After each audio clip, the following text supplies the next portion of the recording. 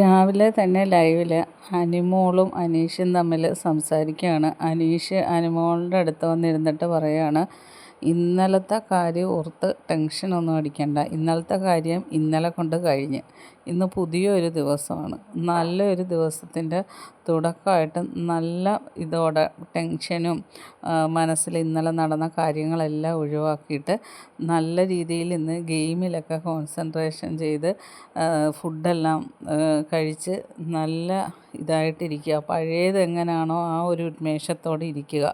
കഴിഞ്ഞതൊക്കെ കഴിഞ്ഞ് അത് ഓർത്ത് വീണ്ടും ഇങ്ങനെ ഇന്നും ആലോചിച്ച് മനസ്സിതാക്കരുത്, അത് ഗെയിമിനെ ബാധിക്കും എന്നൊക്കെ അനീഷ് മോട്ടിവേഷൻ കൊടുക്കുകയാണ്. കാരണം എല്ലാവരും അനുമോളെ ഇപ്പോൾ ഹൗസിൽ നിന്ന് ഒറ്റപ്പെടുത്തിയിരിക്കുകയാണ്.